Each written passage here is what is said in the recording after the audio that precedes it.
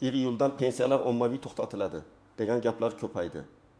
Men bugun shu masalani aniq, oddiy va tushunarli qilib tushuntiraman. Kimning pensiyasi xavf ostida bo'lishi mumkin, kim umuman xavotir olmasa ham bo'ladi. Qaysi holatlarda to'lov vaqtincha to'xtatiladi va uni qayta tiklash uchun nima qilish kerak? Bu ma'lumot nafaqat pensionerlar, balki ularning farzandlari, nevaralari, chet elda yurgan qarindoshlari va nogironlik, o'quvchisini yo'qotganlik pensiyasini olayotgan oilalar uchun ham juda muhim. Shuning uchun hoziroq kanalga obuna bo'ling, videoga like bosing va oxirigacha ko'ring. Chunki bitta hujjat yoki bitta muddatni o'tkazib yuborish pulingiz kechikishiga sabab bo'lishi mumkin. Avvalo, men eng muhim gapni aytaman. 1 iyuldan hammaning pensiyasi ommaviy to'xtatiladi degan vahimali gapni to'g'ridan to'g'ri qabul qilish kerak emas. Odatda bunday xabarlar odamlarni qo'rqitish uchun tarqatiladi yoki yarimta ma'lumot noto'g'ri talqin qilinadi. Pensiya tizimida to'lovni to'xtatish degani har doim ham davlat pensiyani bekor qildi degani emas. Ko'pincha bu vaqtincha to'xtatib turish, ma'lumotni aniqlashtirish, hujjatni yangilash, fuqaroning tirikligi yoki yashash manzilini tasdiqlash kabi texnik jarayon bo'ladi. Oldin qanday edi? Oldin pensioner ko'pincha pensiyasini pochta orqali, bank kartasi orqali yoki ishonchnoma asosida olardi. Ayrim holatlarda pensionerning manzili o'zgarsa, chet elga chiqib ketsa, nogironlik muddati tugasa, ishga kirsa yoki vafot etsa, bu ma'lumotlar tegishli idoralarga kech yetib borardi. Natijada bir tomondan ayrim odamlarga ortiqcha to'lovlar ketib qolardi. Ikkinchi tomondan esa haqiqatan pensiyaga muhtoj odamlar hujjatdagi xatolik sabab vaqtida pul ola olmasdi. Endi nima o'zgarmoqda? Hozir davlat idoralari o'rtasida elektron ma'lumot almashinuvi kuchaymoqda. Pensiya jamg'armasi, banklar, fuqarolik holati dalolatnomalarini yozish organlari, soliq, bandlik, migratsiya, tibbiy mehnat ekspertiza tizimi va boshqa bazalar o'zaro solishtiriladi. Maqsad shuki, pensiya haqiqiy egasiga to'g'ri va o'z vaqtida yetib borsin, noqonuniy yoki asossiz to'lovlar bo'lmasin, budjet mablag'i behuda sarflanmasin.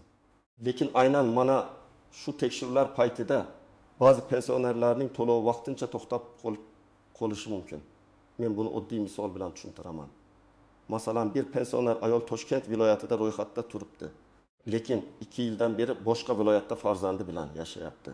Bank kartasi orqali pensiya tushib turibdi. Tizimda esa uning yashash joyi bo'yicha ma'lumot eski. Tekshiruv bo'lganda bu odam haqiqatan shu manzilda yashayaptimi? Pensiyani o'zi olyaptimi? Karta boshqaning qo'lida emasmi degan savol tug'iladi. Shunda pensiya bekor qilinmaydi, balki aniqlashtirish talab qilinadi. Agar pensioner o'zi borib yoki vakil orqali hujjatlarni to'g'rilasa, to'lov yana davom etadi. Endi kimlar xavotir olishi kerakligini birma-bir ko'rib chiqamiz. Men buni vahima uchun emas, aksincha odamlar oldindan tayyor bo'lsin deb aytyapman. Birinchi guruh yashash manzili. Pasport yoki ID karta ma'lumotlari o'zgargan pensionerlar. Agar siz eski pasport bilan pensiya rasmiylashtirgan bo'lsangiz, keyin ID karta olgan bo'lsangiz, familiyangiz o'zgargan bo'lsa, ro'yxatdan boshqa joyga o'tgan bo'lsangiz, lekin pensiya jamg'armasiga bu haqda xabar bermagan bo'lsangiz, tizimda nomuvofiqlik chiqishi mumkin. Masalan, hujjatda Karimova Dilbar Akramovna, bank tizimida Karimova Dilbar Akramovna. Yashash manzilida esa eski mahalla ko'rsatilgan bo'lsa, bunday kichik farqlar ham ba'zan to'lovni tekshirishga tushiradi. Ikkinchi guruh chet elda uzoq muddat bo'lgan pensionerlar. Ko'p oilalarda ota-ona pensiyasini kartada qoldiradi. Farzandi yoki nabirasi esa kartadan foydalanadi. Agar pensionerning o'zi chet elda yashayotgan bo'lsa, ayrim holatlarda uning tirikligi pensiyani o'zi olishga roziligi, ishonchnoma muddati va yashash holati tasdiqlanishi talab qilinadi. Masalan, 72 yoshli otaxon Rossiyaga farzandlariga ketgan, pensiya kartasi O'zbekistonda qolgan. Karta orqali har oy 1.200.000 so'm yechib olinadi. Tekshiruvda pensionerning mamlakatga kirmagani ko'rinsa, tizim pulni kim olayapti deb savol beradi. Agar hammasi qonuniy bo'lsa, ya'ni ishonchnoma bor, pensioner tirik va rozilik bildirgan bo'lsa, muammo hal bo'ladi. Lekin hujjat bo'lmasa, to'lov vaqtincha to'xtashi mumkin. Uchinchi guruh nogironlik pensiyasi olayotganlar. Nogironlik pensiyasi doimiy yoki muddatli bo'lishi mumkin. Agar tibbiy ko'rik muddati tugagan bo'lsa, qayta ko'rikdan o'tish kerak bo'lsa-yu, fuqaro buni o'tkazib yuborsa, pensiya to'lovi to'xtashi mumkin. Masalan, ikki guruh nogironligi 2025 yil 3 iyungacha belgilangan bo'lsa, 1 iyuldan boshlab tizimda yangi xulosa bo'lmasa, to'lov avtomatik davom etmasligi mumkin. Bu yerda davlat sizga pul bermaymiz demayapti. Balki nogironlik holati amaldagi hujjat bilan tasdiqlansin deyapti. Agar komissiya nogironlikni uzaytirsa, to'lov qayta tiklanadi. Ayrim holatlarda o'tgan davr uchun ham hisob-kitob qilinadi. 4-guruh o'quvchisini yo'qotganlik pensiyasi olayotgan oilalar. Bu pensiya odatda voyaga yetmagan farzandlar, o'qiyotgan talabalar yoki mehnatga layoqatsiz oila a'zolariga beriladi. Lekin farzand 17 yoshga to'lsa, kunduzgi ta'limda o'qimasa, o'qishni tashlasa yoki o'qish shakli o'zgarsa, pensiya qayta ko'rib chiqiladi. Masalan, bir oilada otasi vafot etgan, 2 farzand o'quvchisini yo'qotganlik pensiyasi oladi. Katta farzand 15 yoshga to'ldi va kollejni tugatdi, lekin ishga ham kirmadi, o'qishga ham topshirmadi.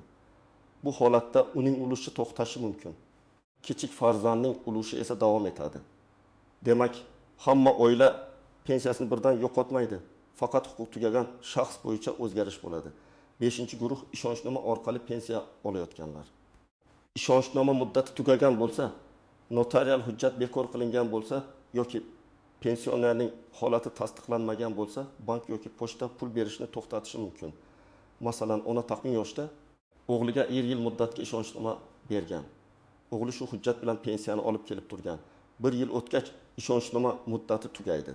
O'g'il bankka borsa, unga pul berilmasligi mumkin. Bu pensiya bekor bo'ldi degani emas. Faqat vakolat tugagan degani. Yangi ishonchnoma yoki boshqa qonuniy tartib kerak bo'ladi.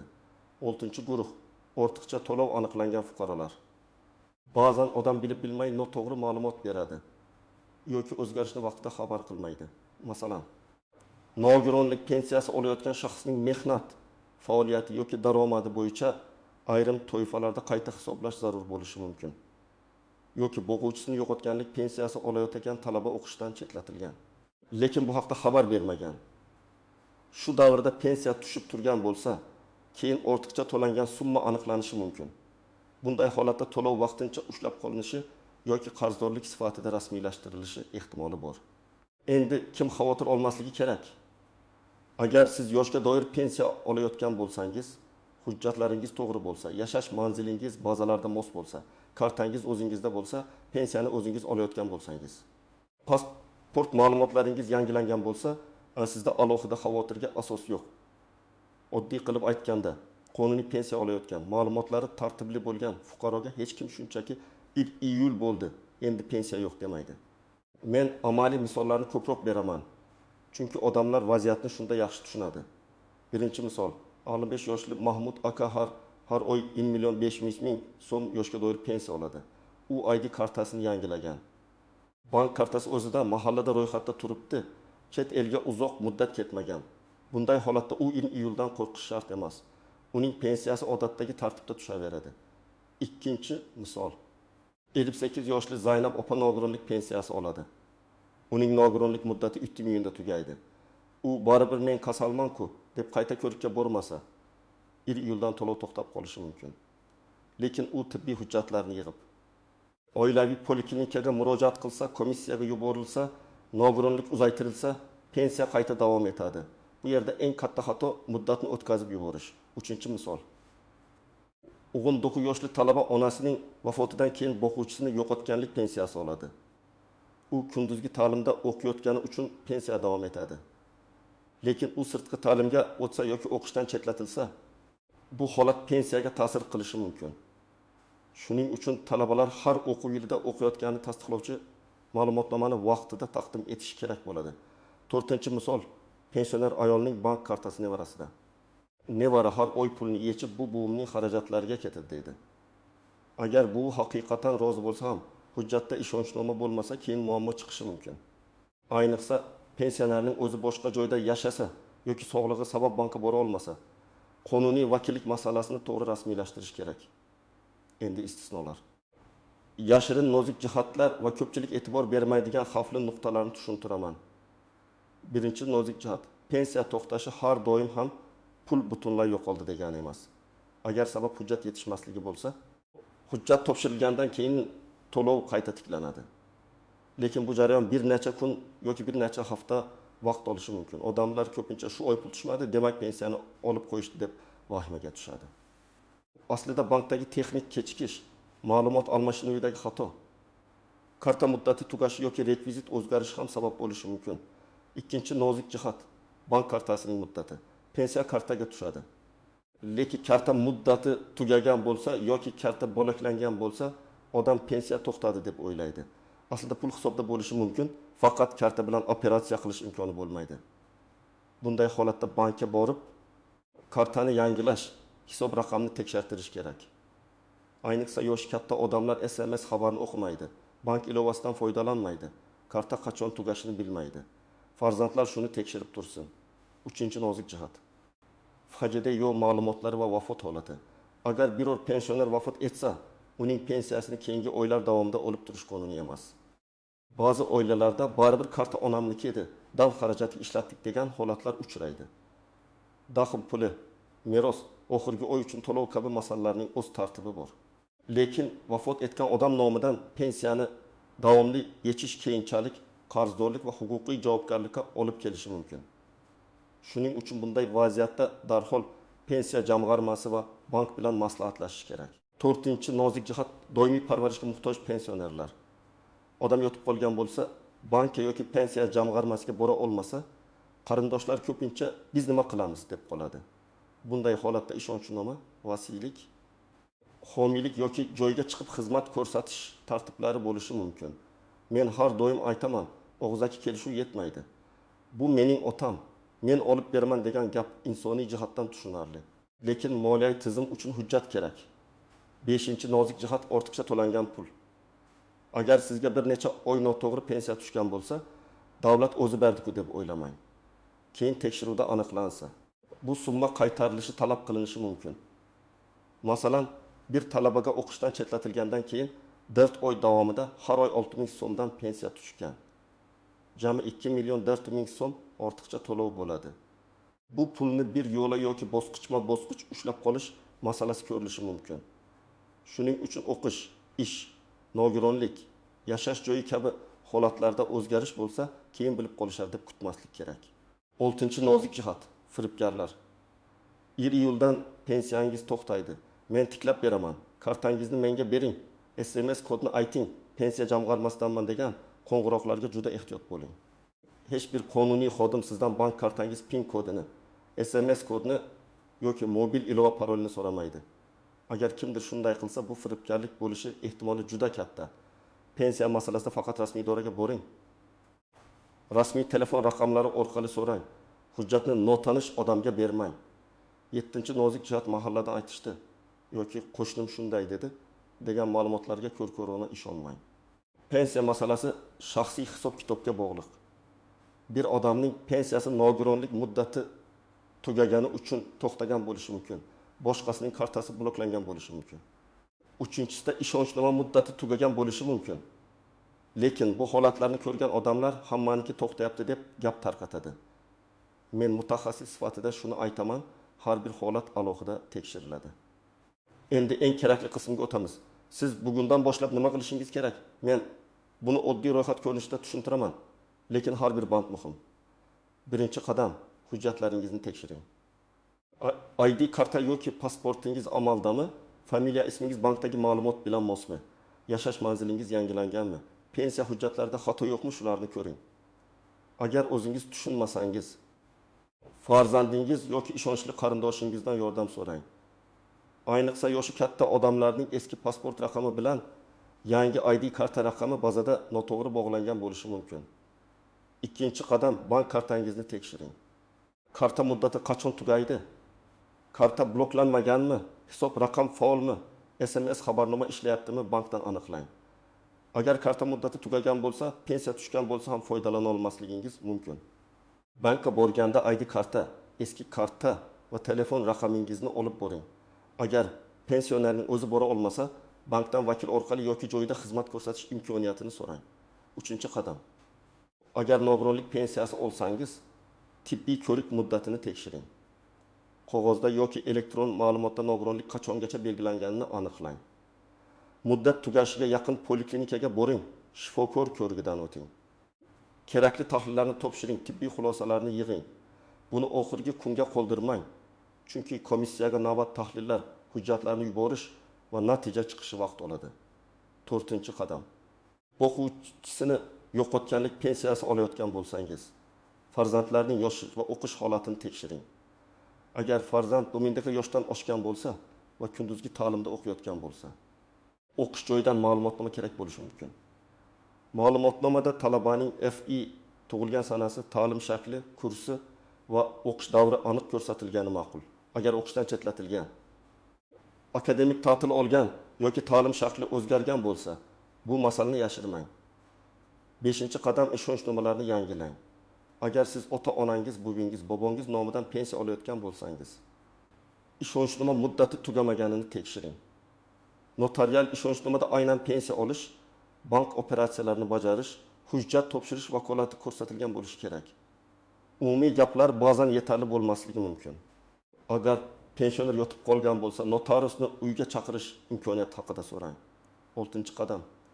Pensiya jamg'armasiga murojaat qiling. Agar pensiya tushmay qolsa, birinchi navbatda vahima qilmang. Bankdan hisobingizga pul kelmaganini aniqlang. Agar bankda tushum bo'lmasa, tuman yoki shahar pensiya jamg'armasi bo'limiga boring.